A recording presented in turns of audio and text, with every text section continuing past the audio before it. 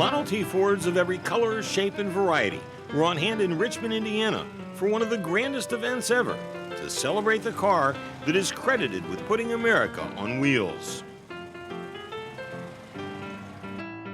Owners brought their Tin Lizzies to the fairgrounds near Richmond, with many of the car collectors from two major Ford clubs dressed in the clothing of the era when the Model T transformed transportation.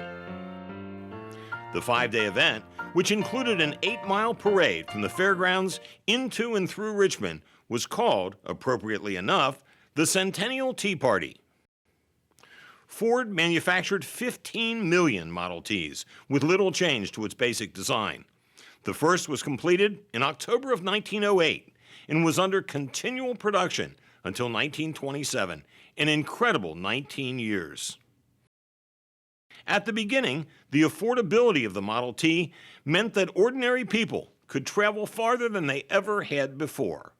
You were limited to 5 miles, pretty much, unless you went by rail, and this allowed you to get 30 miles out, so you could visit other places other than just your cousins, so it allowed the country to grow and expand and actually see something. People could actually made trips to Yellowstone National Park and around the country.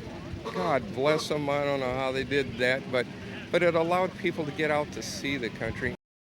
The celebration took shape because of efforts of the Model T Ford Club of America and the Model T Ford Club International.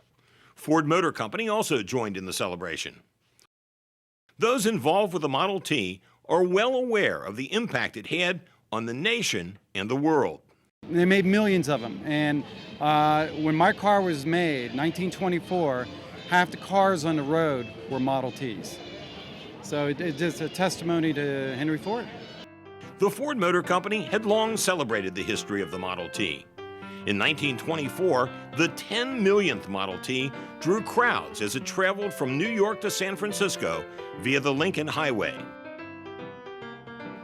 This summer's parade from the fairgrounds to downtown Richmond also drew spectators all along the way. While we share some highlights, we'll listen to our sentimental entertainers perform a song about the Model T called The Little Old Ford. You can smash up the top, you can smash up the seat. You can twist it out of shape till both ends meet. Smash up the body and rip out a gear. Smash up the front and smash up the rear. Smash up the fender and rip off the tires. Smash up the lamps and cut out the wires. Throw in the clutch and then forget the juice. And the little old Ford will go to beat the deuce. And the little old Ford is ramble right along. And the little old Ford is ramble right along. Now cut that out, you naughty tease. There's a left-hand driver and a right-hand squeeze. Patch it up with a piece of string, spearmint gum or any old thing. When the power gets sick, just hit it with a brick, and the little Ford will ramble right along. And the little Ford will ramble right along.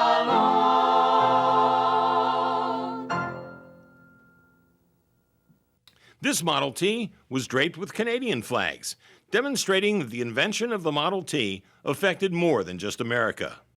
Dean Glover, who for many years had a Ford dealership near London, Ontario, was like most Model T enthusiasts who had researched all kinds of interesting facts about his Model T pickup and his son's 1911 Torpedo. For one thing, this type pickup was rare because it was built in Canada before it was made in the U.S. There wasn't any pickup trucks in the United States until 1917, but I have a document from the Ford Archives in Dearborn. They built 80 of these trucks in 1912 in Canada. The auto that Ed Walla of Washington, Michigan brought to the event was a center door Model T.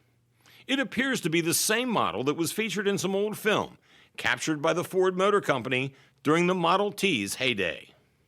The 15 was the first year for the center door, and it was really a dolled up car. The upholstering was a lot more exclusively designed and quality-wise than the 16, 17, 18, and 19. They really cut back on the quality.